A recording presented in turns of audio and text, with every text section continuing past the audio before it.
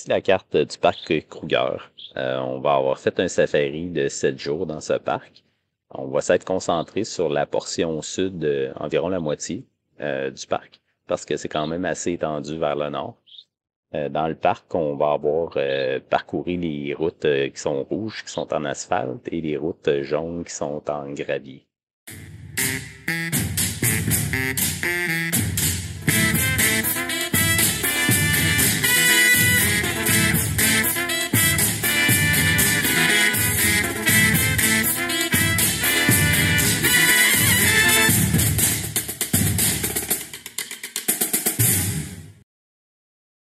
On vient d'arriver à Nelspruit pour notre safari. On est sur le bord d'une route, là, il y a bien du trafic, puis on a acheté des clémentines. Il y a plein de vergers, on en a passé plein. Puis c'est le fun parce qu'on les a achetés d'une maman qui vend, elle tient un kiosque, elle a son petit bébé de 5 mois. Fait que on est bien contents. Bon matin. Il est 5h45. On vient d'arriver à la porte sud de Kruger. C'est notre première journée de safari. Puis il fait bien noir. Il fait bien froid aussi. Puis ce qu'on voyait derrière moi, c'est un line-up de chars qui attendent pour rentrer. Fait que c'est la grosse affaire là, le matin, il faut arriver vraiment de bonne heure. Début officiel de notre safari. Et là, on voit notre premier éléphant. On est vraiment bien énervé. Mais plus tard, on va voir des troupeaux d'éléphants, comme qu'est-ce qu'on voit là. On a appris un petit peu plus tard que ces troupeaux-là, c'est toutes des femelles qui se tiennent ensemble avec leurs petits.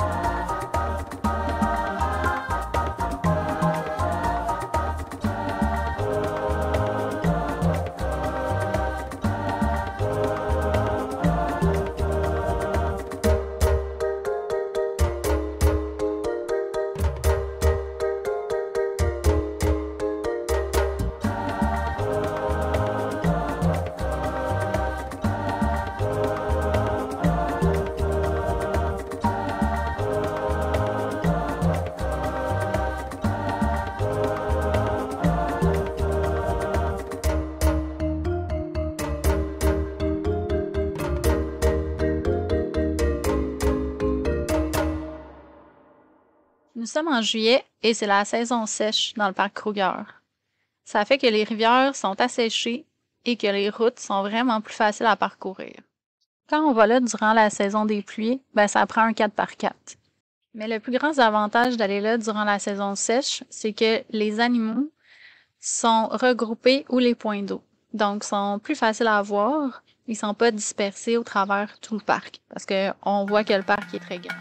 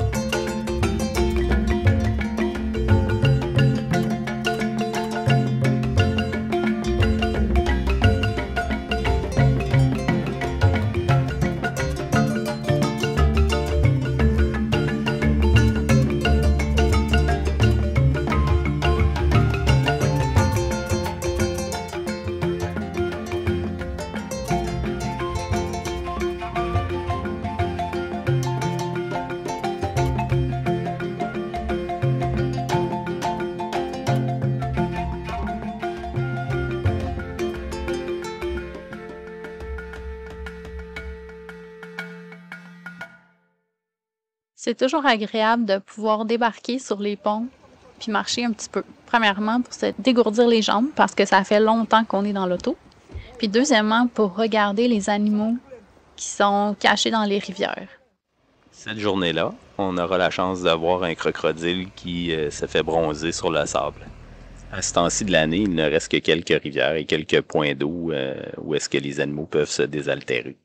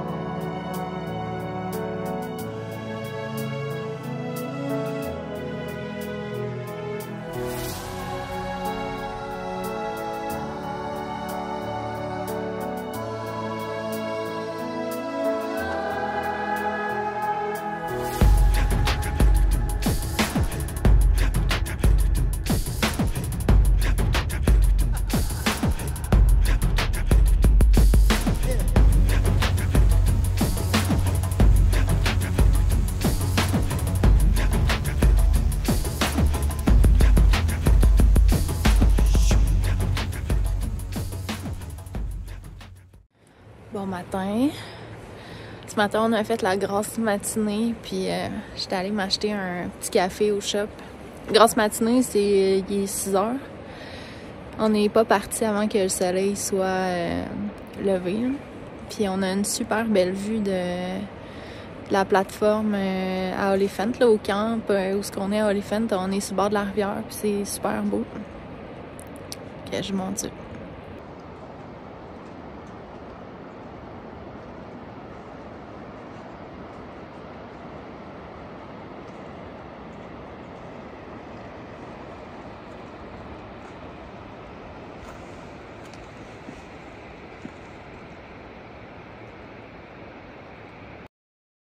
Lors de notre safari dans le parc, on a eu la chance de pouvoir observer divers oiseaux. On pourrait pas tous les nommer parce qu'on n'est pas des grands amateurs d'ornithologie, mais on a pu en voir de diverses espèces là, de plus ou moins proches. On a vu aussi une genre de petite chouette. Puis ce qui nous a impressionné aussi, c'est les gros troupeaux de buffles qui traversent les routes là, un peu partout dans le parc. Ce qui est impressionnant aussi dans le parc, les buffles, comme les autres animaux, sont pas vraiment dérangés par notre présence. Là, et quand ils nous voient, c'est comme si on était un gros rocher qui se promène. Là, ils nous voient pas vraiment à l'intérieur des véhicules. Donc, ils sont pas dérangés du tout par notre présence. Là.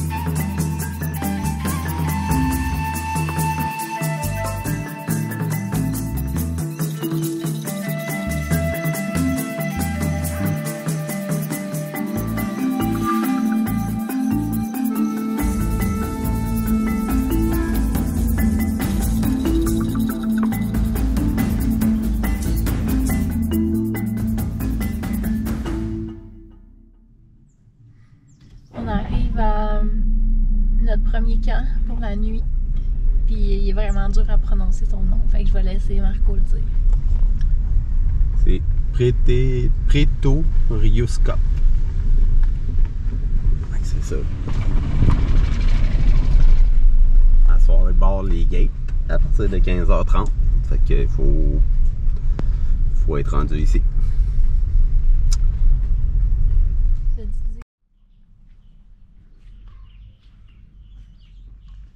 On voit ici notre petite hutte, toute simple avec 2 lits simples et un lavabo à l'intérieur. Ce camp-là, il a été construit en 1928. C'est le premier du parc.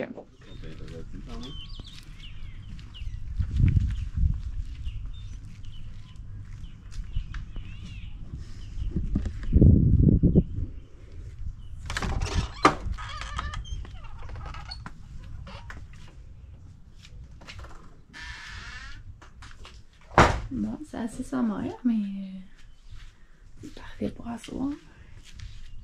Petit lavabo. Puis,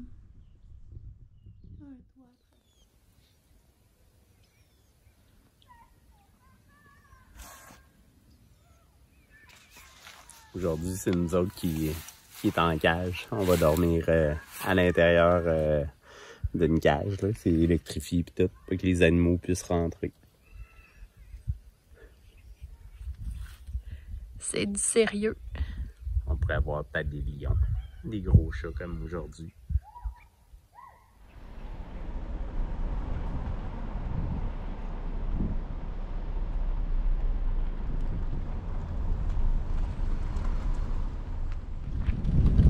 On est actuellement au camp Satara. On est dans le parc Kruger. On est en safari actuellement. C'est notre 3e nuit. Ça, c'est notre voiture qu'on a louée. Une Volkswagen T-Cross. C'est une voiture qui a l'air d'un petit SUV, là, mais c'est une traction avant. Il n'y a rien d'extraordinaire. Puis ça, ben, c'est notre hutte pour la nuit. Ils appellent ça un bungalow. Dans les bungalows, on a un petit espace extérieur pour manger, mais ici il n'y a pas de cuisine. Ça, c'est Val qui taponne sur l'ordi. Puis ça, ben, c'est l'intérieur de la hutte. C'est assez basique. On a 2 lits simples, fait qu'on dort pas collé. Ça arrive des fois. Puis sinon, qu'est-ce qu'on peut voir? On peut voir comment qu'on se débrouille des fois quand on n'a pas d'électricité pour charger nos affaires et qu'on trouve une prise rasoir qui marche avec nos devices nord-américains. On s'est beaucoup demandé comment on allait faire pour la nourriture une fois qu'on serait rendu dans le parc. Eh bien, il y a des restaurants et les restaurants, ils servent vraiment de la bonne nourriture, des déjeuners toute la journée. Ils ont aussi des machines expresso pour notre plus grand bonheur.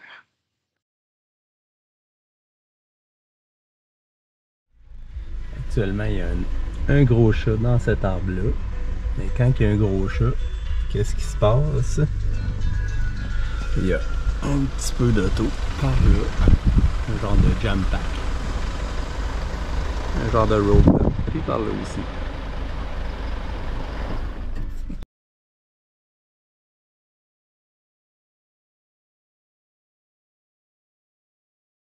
Quand on fait un safari, c'est pas comme quand on va au zoo. On passe beaucoup de temps à conduire parce que il y a beaucoup de routes à parcourir. Puis plus on parcourt de routes, plus qu'on a de chance de voir les animaux. Aussi fou que ça puisse paraître, on va passer entre 5 et 7 heures à conduire à chaque jour pour voir les animaux. C'est pas si facile de photographier les animaux. Certains sont dans l'ombre et sont un peu loin. D'autres nous tournent le dos. Puis d'autres, ben, ils font juste comme s'éloigner de nous. Puis on a de la misère à les photographier parce qu'ils bougent tout le temps.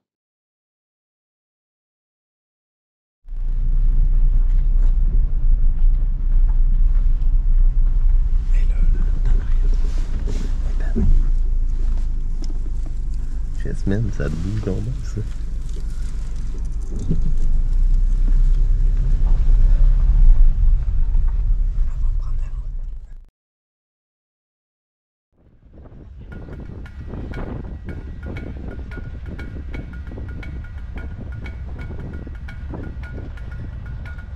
on va jouer ensemble. Nous prendrons également une expérience de safari à pied qui est une marche matinale. Donc, on part évidemment avant que le soleil soit levé. Et on nous amène dans un petit véhicule vert avec 2 gardes armés qui ouvrent la marche. On doit marcher en file indienne, sans parler, sans faire de bruit et surtout ne jamais s'éloigner du guide ni courir.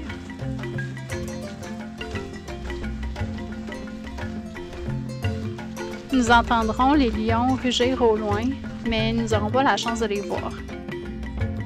Comparer notre main à l'empreinte qu'on voit dans le sol nous donne juste une idée de la grosseur et de la pesanteur de la bestiole. À l'écran, on voit mon pied qui est dans une empreinte d'éléphant, et ça aussi, ça nous donne une idée de la grandeur et de la pesanteur de l'animal. Somme toute, l'expérience fut intéressante, mais un peu décevante, comme on n'a pas vu grand-chose, mais bon, ça fait partie de la game, comme on dit, c'est pas un zoo, c'est un safari.